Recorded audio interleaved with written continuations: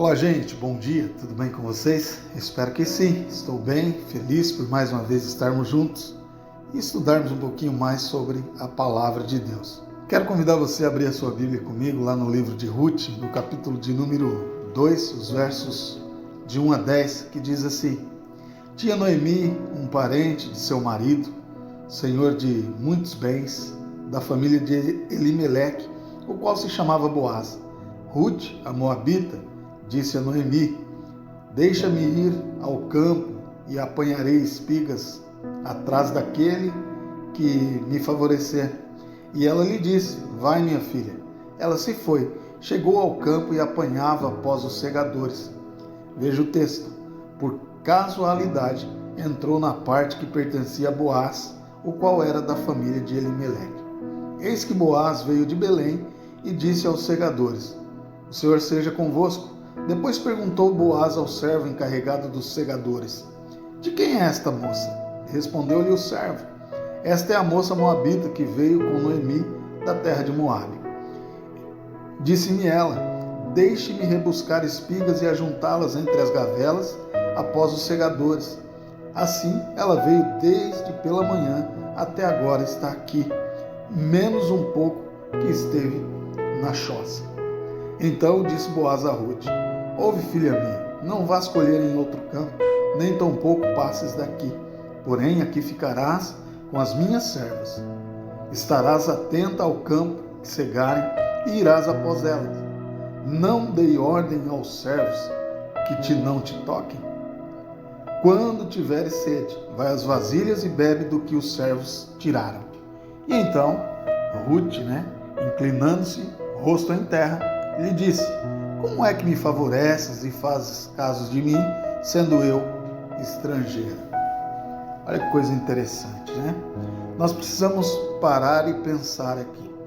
Talvez você esteja muito preocupado com o futuro, e eu sou um desses que fico preocupado com o futuro. Talvez você esteja até olhando com certo saudosismo para o passado, e eu também algumas vezes faço isso, olhando para o passado com saudosismo. Se eu tivesse feito aquilo, se eu fosse daquele jeito, se eu... Não existe se.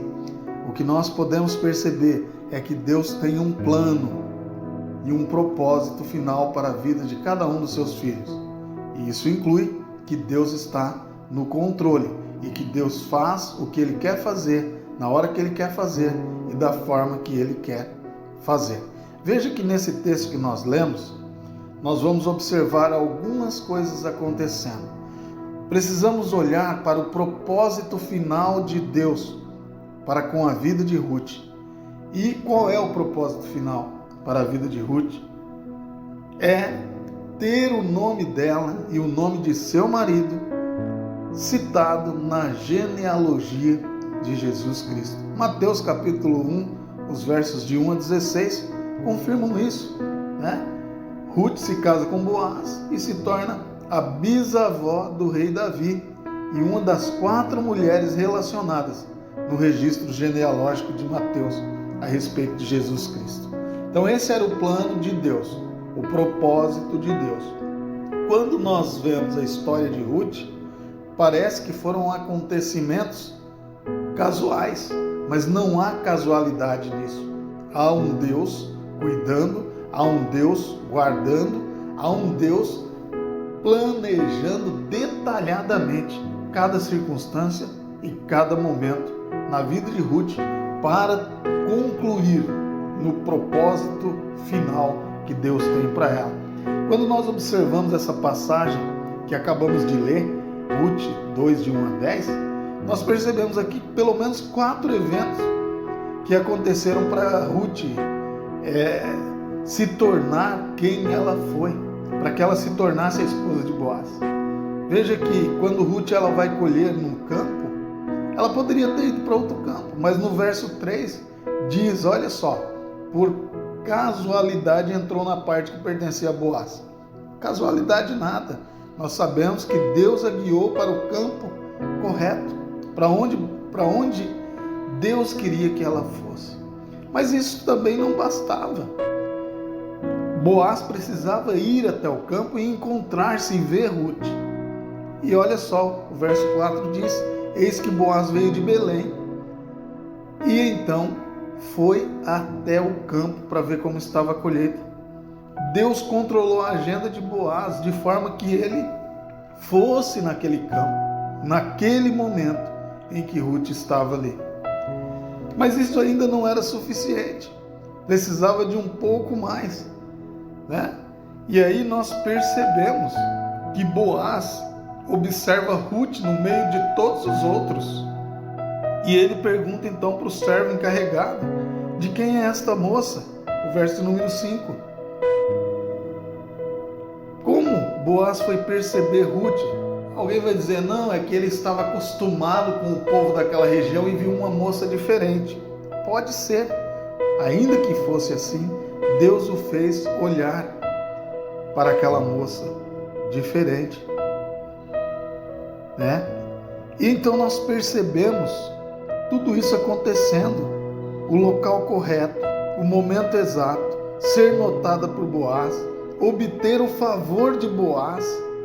Tudo isso foi a mão de Deus controlando, planejando e fazendo com que tudo resultasse no casamento de Ruth com Boaz, para que o plano, o propósito final fosse cumprido na vida de Ruth.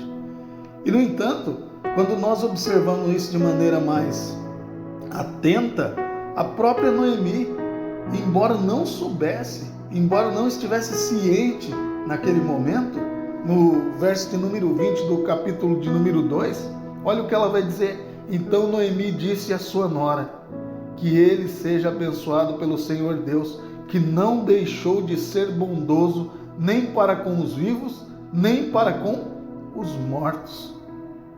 Olha só, Noemi está reconhecendo o Deus Todo-Poderoso cuidando detalhadamente da vida dela, da vida de Ruth e da vida de Boaz também, planejando, arquitetando para que o futuro acontecesse.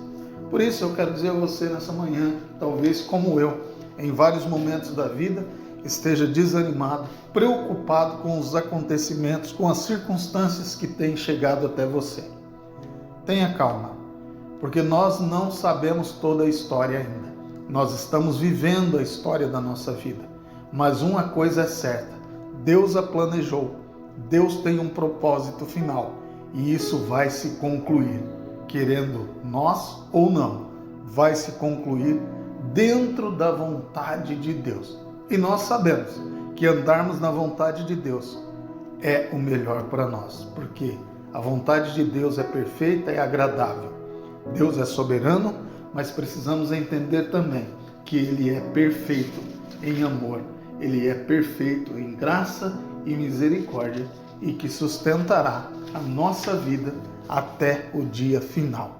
Bom dia, que Deus te abençoe e te guarde. Eu espero você em nosso próximo encontro, se assim o Senhor Jesus nos permitir.